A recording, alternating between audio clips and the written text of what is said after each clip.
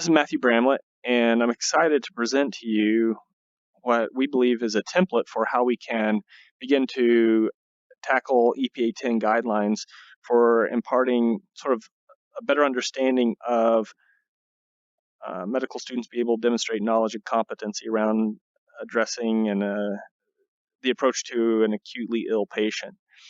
And so what we have just to orient you to the space is several different just pictures and videos. We've recorded some SPs. You can see the worried mom over here, and you can see the patient in moderate distress here. The bed he's sitting on is actually just a couple of pictures that we put together. And we love how combining the 2D artifacts together can really get us to a 3D. And the reason we don't have a 3D bed is because we've reserved the 3D for the anatomy model that we have in the space. And again, same thing back here. This is just a picture of a wall. The monitors allow us to rapidly move between different settings. Here's the case presentation material as well, all in the one space.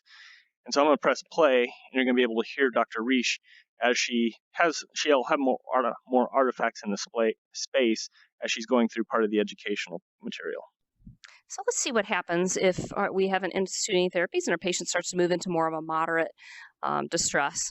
And so when you look, actually watching him breathe, you'll notice now he's leaning forward a little bit, putting his hands on his knees, and we call this the tripod position. And this allows him to recruit some accessory muscles to help with his breathing and to actually give him a little. And so let me show you briefly how we can shift through this template in order to get through to the next stage. And now you can see we've moved on into more of the escalating scenario. She'll go on to describe how the patient is now a little more drowsy and in distress, and the monitor reflects the changes as well. What I can show you, though, is also here is the template that we're using for this scenario, where we have the case presentation followed by here's the presentation of child in mild distress with some assessment tasks, followed by a debrief of that information. And then we've chunked this together where we have moderate distress, assessment tasks, and a debrief, severe, and so forth with summative tasks at the end. And what I'm going to do is I'm actually going to shift towards the adult case that we also did in the exact same format, which is right here. And as it loads, I'm going to show you the difference between the PEDS case and the adult case that allows us to really truly use this as a template for creating different content. So EPA 10 asks or lists several different disease states to run through. And so in these two, we went for a pediatric patient to do the dyspnea. This is the adult patient for, I believe, tachycardia that we went. And I'm going to move this patient into the moderate stage presentation. But there's no reason why we can't, in this format, move into stroke, move into other different formats. Let's see. I actually wanted to go to severe. So I'm moving us from moderate into severe so that we can see what the presentation looks like. And so now the patient is here in distress and has some diaphoresis and is struggling to breathe and is and this is the information that Dr. Mishler will run through. I'm going to press play and so you can hear some of him.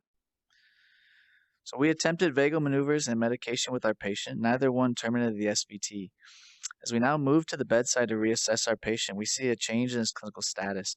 We see his mental status diminish. Notice his eyes are closed. In response to your questions, he's only able to slur or mumble his response. So he's not as responsive as he earlier was. We see his chest working much, much harder. But because we have a dynamic space, we're able to really teach in multiple components. And one of the things I'll show you here is I can, as we're talking about the defibrillation pads, because I have a three-dimensional subject, I can actually describe why the current, going through the pad has to go through the heart, and how if you have pads that are too anterior, the current's never going to go through the heart. And just the flexibility that we have to really work through different scenarios, and that flexibility has allowed us to create a template that will allow us to begin to crank out all of the different sort of case presentations that get to EPA 10 guidelines. Thank you.